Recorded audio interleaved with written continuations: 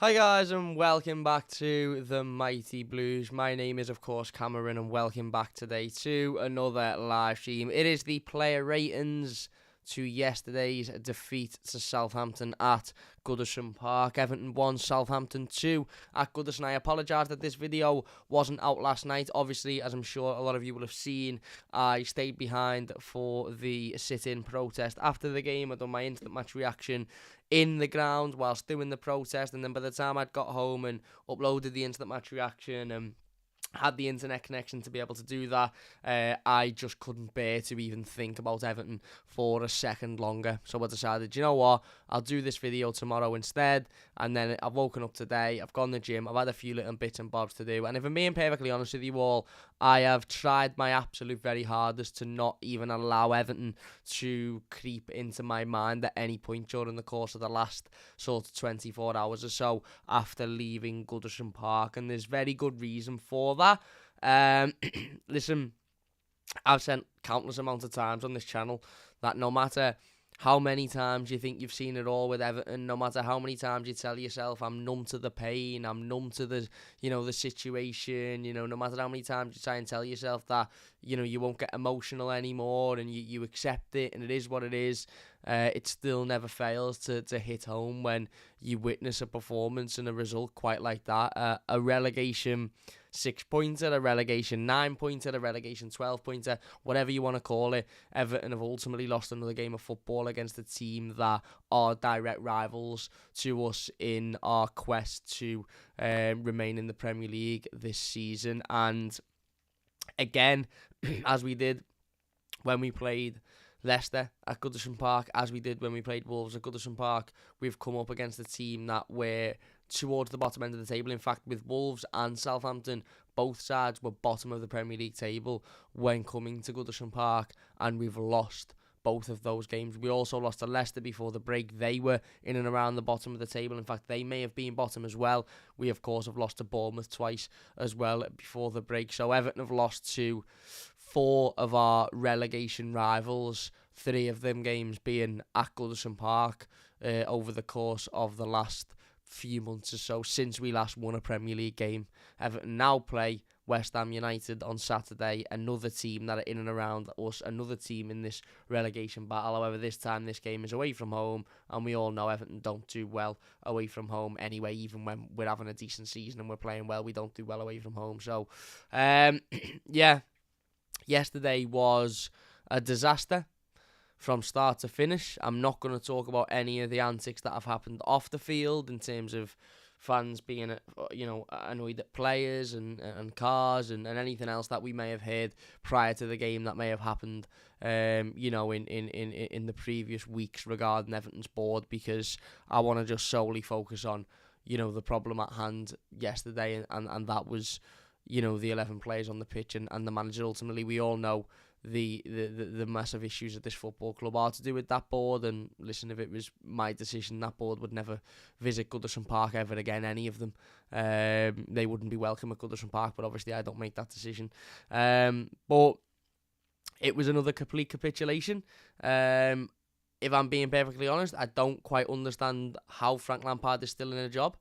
I really don't. And whilst I appreciate that, people may say, oh, he hasn't been backed massively, and he, we still haven't brought anyone in this window. And some people might say, oh, well, who do we go and get? And some people might say you can't keep sacking managers, this, that, and the other.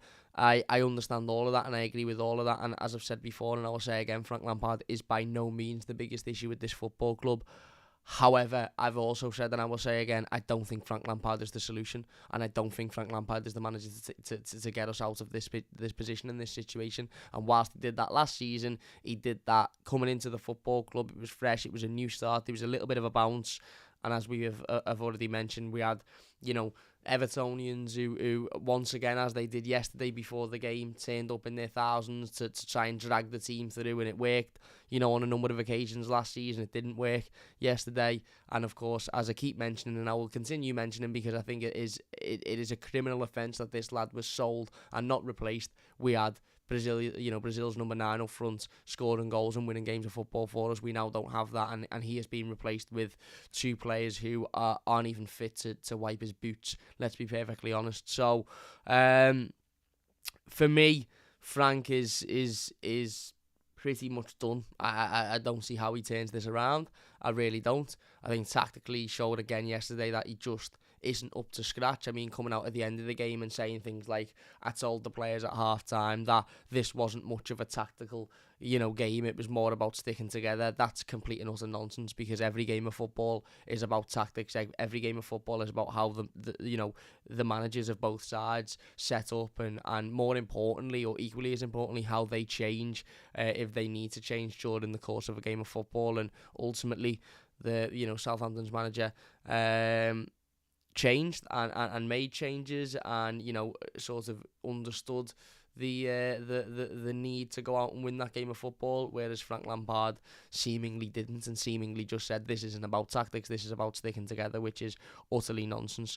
I thought, just to give a general summary before we go into the play ratings, I thought Everton in the first half were okay.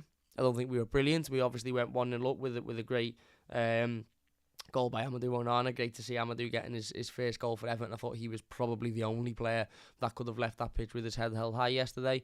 And then we had a couple of other opportunities. Iwobi had one that he flashed wide, and a couple of other players had, a couple of half opportunities here and there. But we huffed and puffed a lot, and even being 1-0 up against a Southampton team who I will say, and I will say it again, and I said it in the instant match reaction yesterday, fair play to Southampton. Fair play, because Southampton were bottom of the league table yesterday coming to Goodison Park. They're in a very similar position to what we're in. They'd just won 2 games on the bounce in cup competition, so they had a little bit of confidence, but they turned up with a game plan, and they knew, hang on, we can get at these, and if we get at them, they can capitulate, and if we capitulate, we could potentially pick up a really big, important 3 points on the road, and they did that yesterday. So, fair play to Southampton. Fair play to Nathan Jones, the manager, who obviously is trying to turn things around there during his time as interim manager, is your manager. Fair play. All the respect in the world for them for doing that, and I'm not going to sit here and say, this, that and the other. But what I will say is Southampton are a truly awful football team. They are, and you might think that's bitter, you might think that's, how come you're just doing that because you got beat. As I said, all the respect and all the fair play to them, but that first half of football showed that Southampton aren't a very good football team whatsoever. What is more worrying, Gortz, by the way, who's in the comments, happy birthday. I need to drop you a little message. Gortz, who's in the comments, he's always in our comments, he's been on the channel numerous times, he's actually over now. We met him yesterday, he went to the game yesterday. He travels to London, I think, tomorrow. It's his birthday today, so everybody wish Gortz a happy birthday in the comments. But yeah, we showed in that first half that Southampton aren't a particularly good football team. In fact, Southampton are a really poor football team, but we are just as poor. And even when we had confidence, even when we went 1-0 up, even when we were putting them on the back burner and they weren't really offering much, we still didn't look like a team that could grasp the game by the scruff of the neck and go and score a second or score a third and go and take it away from Southampton. And that's ultimately why in the second half they come out and again, it's no coincidence that the manager says at half-time, this isn't a tactical game. And then within 50 seconds of the second half kicking off, we concede and then ultimately lose the game. 2 goals that were incredibly avoidable. The free kick is atrocious. It's absolutely atrocious. From Anthony Gordon strolling around, seemingly not caring, to Jordan Pickford standing with 453 miles to his right-hand side.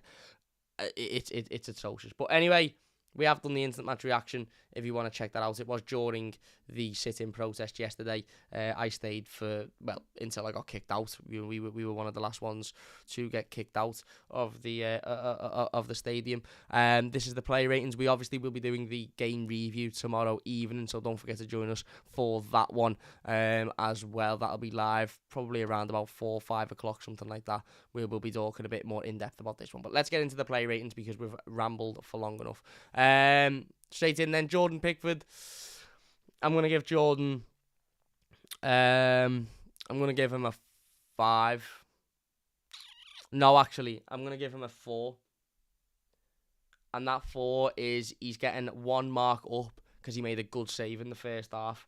He made a good save in the first half. I can't remember who it was tonight. I don't know whether it was Che Adams, but one of the Southampton attackers had a header, which, was effectively right at Jordan Pickford, but he had to react quickly and he had to be in that, the right place at the right time to make that decision and ultimately to make that save. I'm really disappointed with Jordan, to be honest with you, yesterday. And the reason for that is because he's usually the player you can rely on. And look, I don't want to sit here and, talk for 15 minutes about how poor his performance was, because Jordan last season was one of, as I said, along with Richarlison, one of the reasons Everton managed to stay in the Premier League with some of the saves that he made, game-winning saves, save of the season winning saves, literally, against Chelsea. But the free kick is just amateur. It really is. And I've seen a couple of people in the comments saying, it's Mykolenko's fault for not guarding the post. But Jordan Pickford can see Mykolenko isn't guarding the post. Mykolenko isn't standing behind Jordan Pickford, and he's assuming that, he's marking that post because he's standing behind him. Mykolenko's standing in front of Jordan Pickford, so he knows full well that there's nobody marking that right hand, that post. So when I'm seeing people saying it's not Pickford's fault, it's Mykolenko's fault for not guarding the post, or it's somebody else's fault for not guarding the post, but the reality is Jordan can see nobody's guarding the post. So even if somebody should have been guarding the post, then that's fine. Jordan Pickford can make the save and then go out and scream and shout at Mykolenko or somebody else and say, why weren't you there guarding the post? But he can see that there's nobody there. He leaves the best free kick taker in the league with pretty much the entirety of the right-hand side of the goal to aim at, because he was standing so far left. And James Ward-Prowse just goes, nice one, thank you very much, over the wall. And once it's over the wall, you know it's in. You know it's in. And the Blues says he couldn't see the ball, Cam. You don't stand. I don't care what anybody says. Any goalkeeper, coach or goalkeeper to say the same. You don't stand that far over to one side. You may lean to one side or the other, but most of the time you are fairly central. He was so far over to his left-hand side that meant it was impossible, physically impossible, for him to get over to the right-hand side to make the save if he needed to. Hence why when the ball was aimed at the right-hand side, he sort of just stood there and went, well, what do we do now? And all of a sudden it went in. It's poor for me because ultimately, had he have been positioned a little bit better than that, maybe he makes the save. Maybe he doesn't make the save because it was a wonderful free kick. And if he doesn't make the save, then you just hold your hands up and go, it's a wonderful free kick. But I actually think he can do much better than that, Jordan. I really, really do. And had he have made the save, then, maybe we go and get a point out of that game. And whilst it wouldn't have been an amazing result, and whilst we still would have all been disappointed, we'd have been a point better off than what we are now. Other than that, overall, I thought he done well. I thought he made a couple of decent saves, and I thought everything else he had to deal with, he sort of did. I don't think he was at fault for the first goal. The first goal was just amateur defending, as something that has been a constant at Everton over the last couple of weeks. But yeah, I just think he could do better for the free kick. I really, really do. Into the defence then, Vitaly Mykolenko, left wing back, 2. Thought he was atrocious, to be honest with you. Going forward, as a wing back, when you are a wing back, you have to provide something going forward. Ultimately, there's very little point in being a wing back if you don't provide anything going forward, especially when Everton play with a formation that doesn't then have wingers. So the only creativity we're getting down them flanks is coming from them wing backs. And defensively, I didn't think he was very good either. He had a couple of moments where he won the ball back, or he made a good challenge, or there was one where somebody was coming towards him and he made a good interception, knocked the ball. But overall, I just think he was poor. I just think he was not up to scratch. He's in poor form at the moment, Vitaly Mykolenko. And if it was up to me, and I was the manager, I'd take him out for the time being. I'd give him a little bit of time on the bench, and I'd, maybe put Ruben Vinagre, that other left wing back we brought in the summer. I'd maybe give him a little bit of a run out there, see how he does, and take a bit of pressure off Vitaly Mykolenko. But I thought Vitaly Mykolenko was poor, to be honest with you. I thought he was poor. So yeah, he's getting a free. Into the defence then, Connor Cody. Connor Cody. He can get a 4. Expected better, to be honest. I think the first goal we conceded was just an absolute defensive calamity. It was the prime example of a team being asleep at the start of a half of football. and that just simply isn't good enough. And I thought Connor was part of that, and ultimately, again, I expect better from him. You know, he had a couple of moments with Che Adams where he done well. You know, where he ultimately he bodied him well, or he won the ball back, or he played exactly like you would expect Conor Cody to play, because he's a genuine, solid Premier League defender. But I just think they could have done better for that first goal, and ultimately, small margins are the difference between you winning a game of football and you not winning a game of football. And yeah, Tarkowski next to him, I'm going to give him the same. I'm going to give him a 4 as well. Again, I've seen him have better games. I've seen him have worse games. But I just think, I think one of them two should have saw that coming in the opening, minute of the second half, and just absolutely wiped the ball out. And they didn't. And yeah, there you go. Ben Godfrey, 3. I haven't even watched the game back, so somebody attempts a slide challenge, but I can't remember if it was Ben Godfrey or Conor Cody. Somebody attempts a slide challenge. I think it was Ben Godfrey, so I'm going to give him a 3 and a mark down, because it's amateur to throw yourself on the floor and sort of assume that shot is going to be taken, because all it does means that as soon as James Ward-Prowse rolls the ball under his foot, it's a guaranteed goal, because he just hits it and gets his shot away, to which he does. Other than that, yeah, Ben ran around. Again, defensively, we weren't atrocious, because Southampton aren't a very good side. Southampton going forward don't have an awful lot to offer, and they still had multiple opportunities in that first half to score goals and create chances, and the same in the second half as well. They missed a couple of opportunities that a team in the top half of the Premier League table would have taken. But yeah, Ben was, the slide challenge was poor. So yeah, Seamus Coleman, I'll give Seamus a 5. At this point, I feel a little bit sorry for Seamus Coleman, to be honest with you. He shouldn't be anywhere near an Everton starting 11. And I know, typically if everybody's fit, he wouldn't be, because Pats will be in there, and I get that. And I don't think he was, unbelievably bad yesterday, Seamus Coleman. I just don't think he's anywhere near up to scratch. I really don't think he's anywhere near up to scratch, to be honest with you. I don't think he's anywhere near quick enough, good enough. Yeah, and I don't blame him for that, because he is at an age now where he shouldn't be being relied on. He's at an age now where we shouldn't need him to be quick enough, we shouldn't need him to be good enough, but we are. And some people say, well, we don't rely on him because it's only because Patterson's injured. Seamus Coleman's at an age where he should be Everton's 3rd, maybe even 4th choice right back, not 2nd choice. But we upped him. It was a typical Seamus Coleman performance. He wasn't good enough. He wasn't awful, but he wasn't good enough.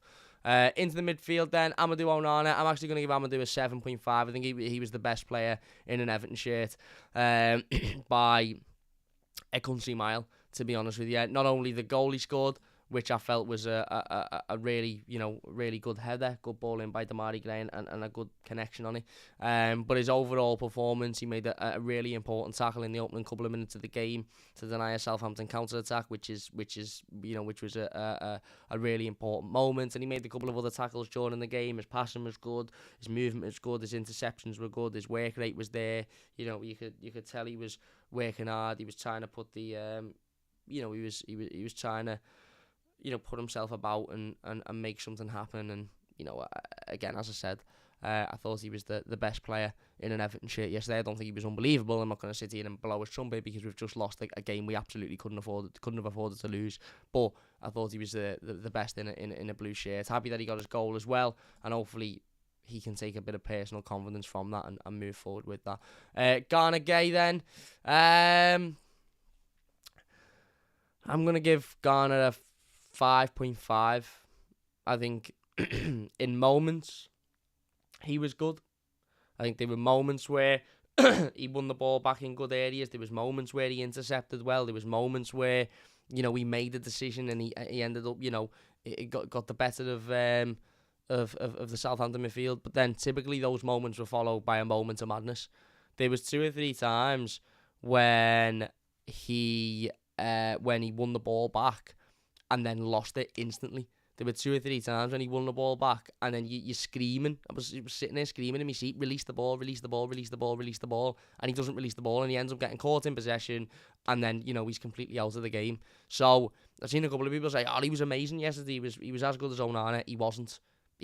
In spells he done well, and in other spells he was atrocious, so he's getting a 5. Iwobi,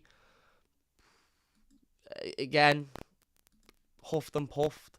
He can have a 5 as well. Tried to make things happen, tried to move forward, tried to play the ball through, tried to create, opportunities, but had about as much effect on the game as I did, sat in the park end. Very ineffective. And, whilst he tried hard, and whilst his work rate was there, and whilst, we had that shot in the first half that was just wide, he didn't have much of an effect on the game, in my opinion. And, that I'm not going to sit here and give him a good score when you've not had an effect on the game, especially as an attacking player against a team that were bottom of the table. When the game kicked off. Calvert-Lewin, 2. I don't particularly blame Dom, because ultimately Dom has no service. Dom has got nobody providing for him. Every cross put in the box is either far too high or not high enough. We don't have wingers that can take players on. We don't have wingers that can deliver a good ball in. We don't have fullbacks that can deliver a good cross. We don't have fullbacks that can even burst past the halfway line at the moment. Dom again was pretty ineffective in this game. And look, some people will be quick to blame Dominic Calvert-Lewin and say, he's awful, he's this, he has no effect on the game, he's not very good. The reality is, it's not like he had, 3 opportunities and he missed them all. He didn't have any opportunities because there were no opportunities created for him. And I've said this before and I will say it again. Dominic Calvert-Lewin isn't the type of striker that's going to create opportunities for himself. If you are enjoying this, by the way, please hit the like button. 160 people watching. If you could get the likes up, that would be amazing. If you're new to the channel, please subscribe. Dom isn't the type of striker that's going to create chances for himself. Dom isn't the type of striker that is going to pick the ball down and, take everybody on and, and score a worldie. It ain't going to happen. So if you're not creating for him, he's not going to be in the game. Demarai Gray, he can have a 5.5. I think in the first half he played well. He obviously got the assist for the goal. Ran round a little bit, huffed and puffed. As I said, some people have a go at me when I criticise Demarai Gray. You can't criticise him. He's this, he's that, he's the other. You can't take a player on. He's a Premier League winger who can't beat a player. And it's the same for Anthony Gordon, it's the same for Dwight McNeil. We don't have a winger that is capable of having the ball at their feet and beating a defender. We just don't. Second half he was anonymous. Demarai Gray was anonymous. First half he played well. Second half he was completely anonymous. You can have a 5.5. On to the substitutes bench then. Let's fly through these because none of these had an impact, did they? Let's be honest. I say none of these. There was only 2 of them. So we made 2 substitutions in a must-win game when we were losing. Anthony Gordon won. Again, obviously I don't condone anything that went on outside of the stadium. Again, I think it is just a show of the frustration and exactly how we're all feeling at the moment as Evertonians. But there's a line, and I think that line may have been crossed yesterday. But his performance on the pitch was atrocious. It was lazy. It was half-hearted. He didn't seem interested. To give away that free kick in that area as well was completely stupid of him. He didn't have an impact. He was brought on to have an impact, and he didn't. And then Ellis Sims, look, again, Ellis Sims, I will give a 2. I think he tried a little bit harder than Anthony Gordon, but he still didn't have an impact. And he was still brought on for a reason. And again, I'm not blaming him, and I'm not particularly blaming Anthony Gordon for not having an impact. I just expect more from Anthony Gordon. I expect a little bit more work rate. I expect a little bit more ability. Again, he had a couple of times that he could have took on Southampton, the Southampton fullbacks. Bearing in mind, this is the Southampton fullbacks that are currently sat bottom of the table. And in terms of shots conceded to goals conceded, had the worst ratio in the Premier League. Our wingers still couldn't take them on and create an opportunity. So there you go. They're the play ratings. If you have enjoyed them, please leave a like. He's not even an aerial threat anymore, says the Blues. Yeah, it's a fair point. Sad part is you just need one good player in your team to do this Everton team. I'm relieved the ladies beat Reading, but I can't really get attached emotionally anymore. It was just a smile. It says Wonderlust. Yeah, Zapata we're being linked with. as says Scotty. Yeah, apparently, but apparently he's got quite a dubious injury record. June says it's truly frightening. Lampard hasn't been sacked. Should have gone after the second Bournemouth game. Philip says nobody cares about. I like watching Everton win today. At least one Everton team won today. Let's say that. Just not good enough. He's not choosing to be shite, says the Blues. No, I agree. I absolutely agree. I absolutely agree. And I think it's the same with Gray. I think it's the same with McNeil. I think it's the same with Gordon. I just think a lot of these players just aren't good enough. And we're seeing that now. And when you have a manager that just isn't good enough, and you mix them with players that just aren't good enough, then you get a relegation battle, don't you? Anyway, we are going to leave it there. If you have enjoyed this one, please do leave a like. As I said, we will be back tomorrow with the game review, so don't forget to look out for that one. If you are new to the channel, please subscribe. That would mean a massive, massive amount to me. You can check out the instant match reaction as well if you want to. As I said, that was filmed inside the ground during the sit-in process yesterday. So if you want to go and listen to my instant thoughts on the game, then please do so. But big thanks for watching. Leave a like if you've enjoyed it. Subscribe if you're new. And we'll see you later.